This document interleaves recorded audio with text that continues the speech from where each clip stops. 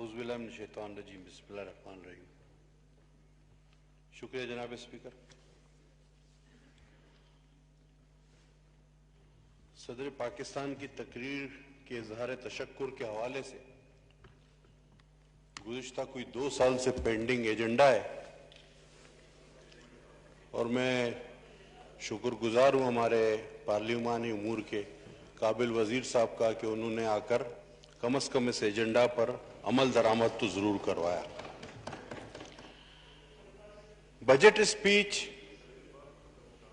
इज़हार तशक्कुर, ये हमेशा कुछ बहाने होते हैं बात करने के। हकीकत में तो पार्लियामेंटेरियंस इन चीजों की आड़ में हकायक पर बात करते हैं, मसाइल पर बात करते हैं। कोरोना पर एक लंबी बहस, हर आदमी ने अपने आदाद व शुमार दिए।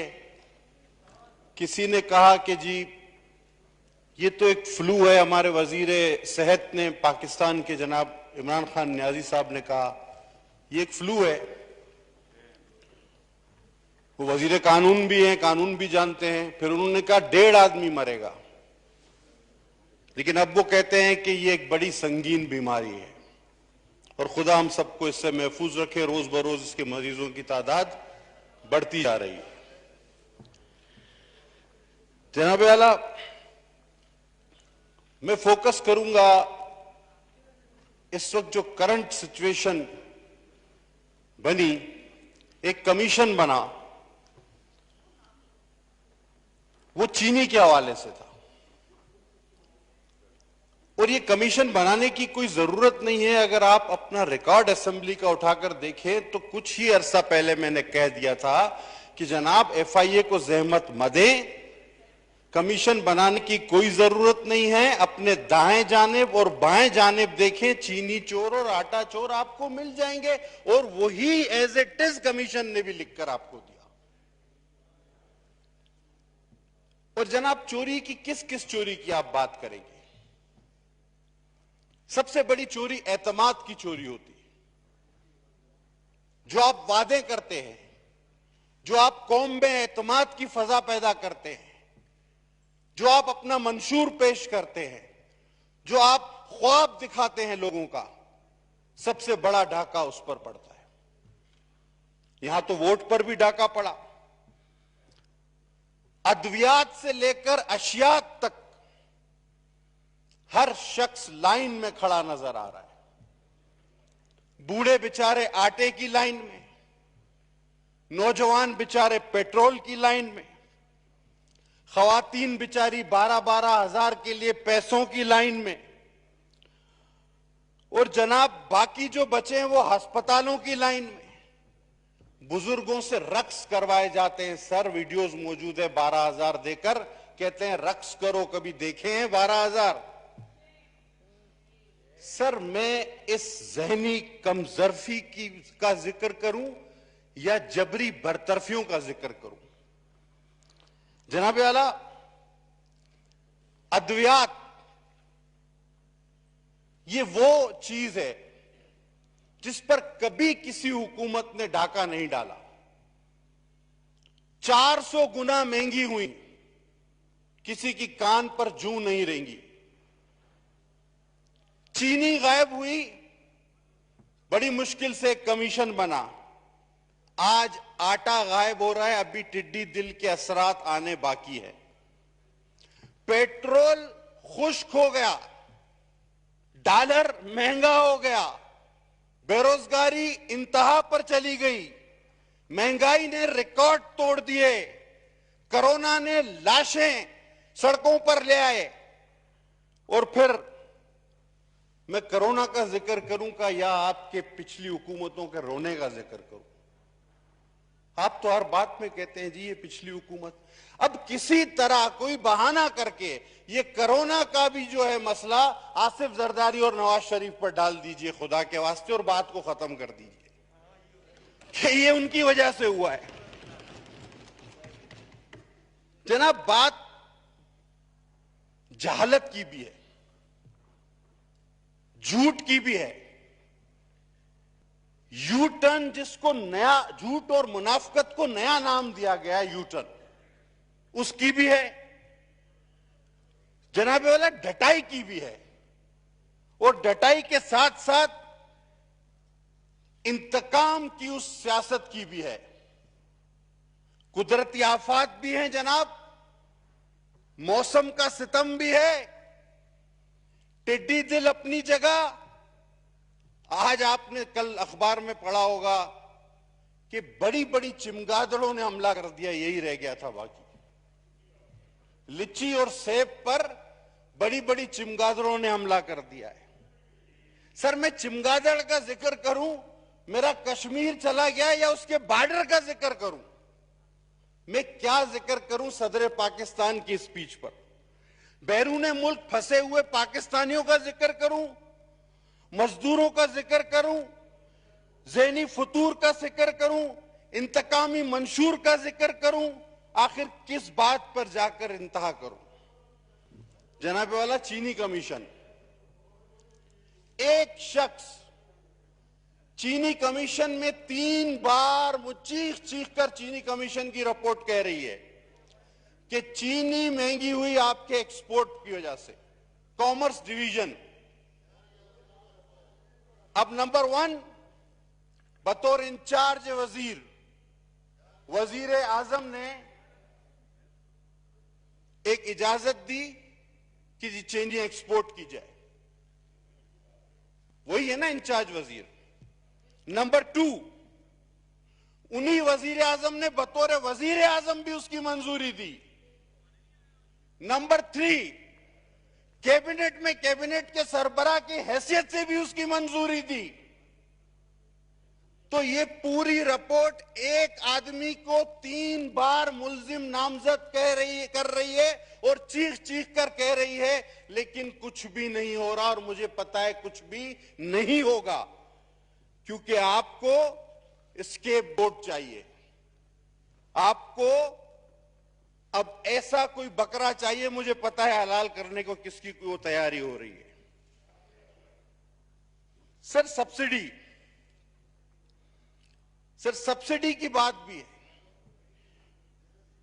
पीटीआई हमेशा इस बात पर रोती आई कि जी लूट कर खा गए, और आप अंदाजा करें कि साबिका दौर की सब्सिडी भी इस हुकूमत ने अदा की है, और वो भी अरबों में। और 11 माह में इस कौम को 40 अरब रुपए का टीका लगा दिया गया। सर, 2017 से सिंध गवर्नमेंट ने कोई सब्सिडी नहीं दी। 2018 में चीनी 51 रुपए से 67 रुपए पर आ गई सर, और आज 82 रुपए है। 11 लाख टन चीनी एक्सपोर्ट की वफाक ने काबीना की इजाजत से और जुबानी आर्डर के तहत पंजाब हुकूमत ने सब्सिडी जारी कर दी। कमीशन की रिपोर्ट सर, सबसे ज्यादा फायदा मिस्टर तरीन, खुसरो बख्तियार साहब और उनके इत्तेहादी ओमनी ग्रुप की 9 कंपनियों को मिलाकर भी सर ये सबसे ज्यादा फायदे में रहे हैं। उनके जिम्मे बहुत कम रकम आई, जो मैं आपको अभी बताता हूं। और दूसरा जुल्म देखें सर, यूटिलिटी स्टोर के लिए जो आपने खरीदारी की, उसमें भी 4 रुपए का टीका लगाया फी किलो पे। वो पैसे कहां गए? वो भी गरीबों के जेब से आपने निकाले। 76 रुपए की चीनी 80 और 82 रुपए में खरीदी, और तकरीबन लाखों अरबों रुपए का चूना आपने लगा दिया। अब सर हिस्सेदार देखिए सब्सिडी में कौन कौन है। सर 3,590 मिलियन 12% ये जहांगीर तरीन साहब को गए। रहीम यार खान ग्रुप 4 शुगर मिलें 4,145 मिलियन रुपए इन्हें नवाजा गया। ये टॉप पर है, ये पीटीआई ग्रुप सर।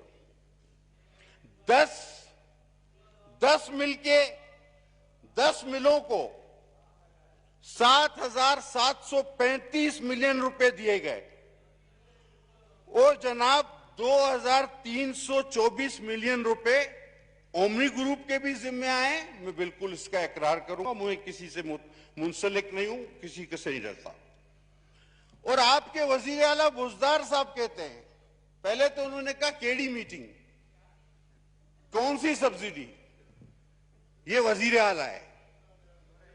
फिर उसने कहा मुझे तो याद ही नहीं है।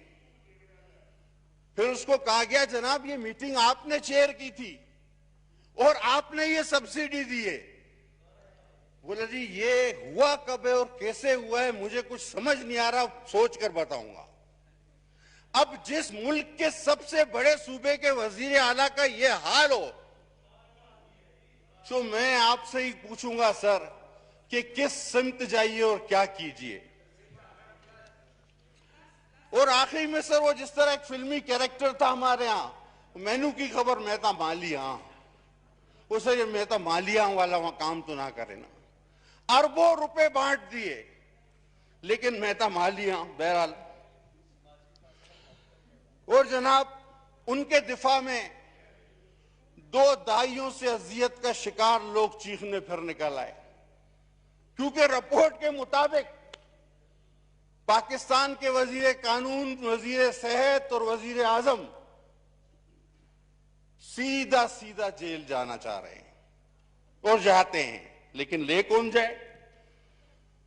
अब सर इत्तेफाक ये हुआ कि इस सारे मलबे में लाया किसको जाए, तो कैबिनेट में यह इत्तेफाक हुआ कि जहांगीर तरीन इस वक्त बेहतरीन उम्मीदवार है। लेकिन सर ये लोग भूल गए कि ये वही जहांगीर तरीन है जिसका अपना जहाज है। ठीक है जी, ये वही जहाज है जिसमें लोगों को लाख लाकर भर भर के शामिल कराया जाता था। ये वही जहाज है जिसने मुख्तलिफ परवाजों के जरिए ये चीजें मुसल्लत की हैं। ये वही जहाज है जिसने साजबाज करके ये हुकूमत कायम की है। और ये वही जहाज है जो आज आपके हाथ में नहीं आ रहा। और अभी तो इस जहाज ने अपने और कमालात दिखाने हैं। जनाब जहाज के बड़े कमाल होते हैं। मेरा ख्याल है इल्जाम के लिए किसी और को ढूंढ लिया जाए, वरना ये जहाज बहुत महंगा पड़ जाएगा। लेकिन एक बात है सर, अब इन सारे प्रॉफिट में ये प्रॉफिट अगर खुसरो साहब को होता है, तरीन साहब को होता है, दूसरे ग्रुप को होता है, इसका इनडायरेक्टली बेनिफिशियरी कौन है? इन सब ने किसके इलेक्शन पे बेदरेख पैसा लगाया था? इन सबको किस चीज का कंपनसेशन मिला? सवाल तो यह बनता है। और इस सवाल के बनने तक ये मामला लटका रहेगा। वैसे खान साहब हिसाब किताब के बड़े पक्के हैं, किसी का एहसान नहीं रखते। अनिल मुशर्रफ साहब को कंस्ट्रक्शन इंडस्ट्री दे दी, बुखारी साहब को भी एडजस्ट कर दिया, खुसरो साहब को भी। हां, आरिफ नकवी अभी तक रोता फिर रहा है, उसका कोई हिसाब नहीं बना। अब सर इंक्वायरी कौन करेगा? ये मफलूज ने अब्दुल कादिर पटेल अब मैं सर सबसे अहम बात करने वाला हूं। 15 मिनट हो गए अपनी स्पीच को आप जाना सर सबसे अहम बात करने वाला हूं। और अगर और लोगों को भी मौका देना है, सबको। इससे ज्यादा अहम बात अभी तक इस ऐवान में हुई हो तो आप मुझे कहिएगा। सर मेरे हाथ में वजीर साहब माशाल्लाह मौजूद है, मेरे लीडर ऑफ अपोजिशन भी मौजूद हैं। सर प्राइम मिनिस्टर पोर्टल पर अब ये इंक्वायरी कहां जाएगी? इस मफलूज नैब के पास, उस मफलूज नैब के पास जिसने आज 3 वजीर आजम को नोटिस किया हुआ है। 3 वजीर आजम, गिलानी साहब, राजा साहब और हमारे खाकान अब्बासी साहब और एक साबिक सदर जनाब आसिफ अली जरदारी साहब। इन चारों को एक ही दिन बुलाया हुआ है वो नैब जो कि हुकूमत के किसी एमपीए को नहीं बुलाता। अब ये शायद वहां भेजे इस इंक्वायरी को, तो उसने क्या करना है और उसका इंतजाम कैसे कर रखा है, यह बताना चाह रहा हूं। सबसे अहम बात सर, 10 मई 2019, नोट करिएगा सर, 10 मई 2019 को प्राइम मिनिस्टर पोर्टल पर एक कंप्लेन जाती है सर। उसका नंबर मेहरबानी करके नोट कीजिए।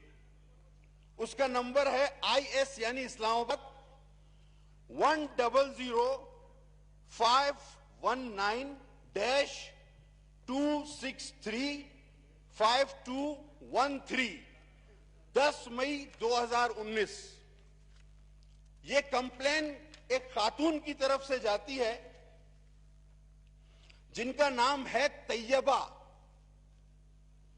और वो खातून 10 मई को इस कंप्लेन में ये कहती है कि मेरे शोहर पर नाजायज केस बनाकर मुझे जिनसी तौर पर हिरासा किया जा रहा है, और ये क्लिप्स भी उसमें वो लगाती है। ये क्लिप्स ये 10 मई को PM पोर्टल पे जाती है कंप्लेन, और इन खातून को जवाब आता है कि आपका केस हमने ह्यूमन राइट्स को भेज दिया है।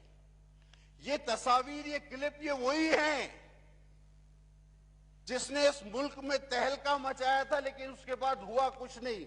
अब 10 मई को ये केस PM पोर्टल चला गया, और उसके बाद सर 23 मई को यानी 13 दिन बाद टेलीविजन पर एक प्रोग्राम आता है, और यही वीडियो जो कि खातून PM पोर्टल पर भेज चुकी है उसमें चलाई जाती है, और कहा जाता है कि मजीद भी वीडियो मौजूद हैं, तो आप मुझे बताएं इस नेब ने और क्या कर लेना है। क्या PM पोर्टल लोगों की जाती मालूमात और उनको हासिल करके दूसरों को ब्लैकमेल करने का आप समझते हैं कि उसको हक हासिल है? ये 10 मई को PM पोर्टल की अमानत बन चुका था ये केस, जिसको 23 मई को चेयरमैन नेब को ब्लैकमेल करने के लिए चलाया गया, और फिर रुकवाया गया और कहा गया कि और भी वीडियोस मौजूद हैं, और आज जो हाल है आप देख रहे हैं। ये रिकॉर्ड पर रहे, मैंने नंबर भी दे दिया आपको, मैंने कंप्लेंट नंबर भी, सब्जेक्ट भी। तो मेरी बहन ने कराची का जिक्र किया, मैं 2 जुमलों के बाद खत्म करूं। सर 21 कराची में सीटें हैं कौमी असेंबली की, 14 PTI ने जीती, 4 उनके इत्तेहादी MQM के हक में आई, बाकी सीटें बची 3, आगा रफीउल्लाह, जाम अब्दुल करीम और मैं। सर 18 हलकों में तरक्याती फंड 15-15 करोड़ रुपए के जरिए काम जारी हैं, PTI के और MQM के। हम 3 जो मजाफात से ज्यादा डिजर्विंग है, सिर्फ इसलिए कि हमारा ताल्लुक पीपुल्स पार्टी से। सर वहां से आपकी पार्टी को, PTI को भी वोट मिला है, मेरा तो फर्क ही 1000 का है। सर अगर इस तरह की इंतकामी सियासत होगी कि 21 में से 3 MNS को सिर्फ इसलिए एक्सक्लूड किया जाएगा कि उनका ताल्लुक पीपल्स पार्टी से है, तो आप इस जहनियत का अंदाजा लगाएं, इस इंतकामी कार्रवाई का अंदाजा लगाएं, और फिर आप कहते हैं कि ये मुल्क चले, आओ मिलके चलाएं। बाबा रवान साहब तशरीफ रखते हैं, एक शेर कहूंगा, उसके बाद इजाजत लूंगा। हम नहीं वो जिन्हें सहना ये जब रहा जाता, तेरी जुदाई में किस तरह सब्र आ जाता, वो मुझको छोड़ के जिस आदमी के पास गया, बराबरी का भी होता तो सब्र आ जाता। बहुत शुक्रिया सर।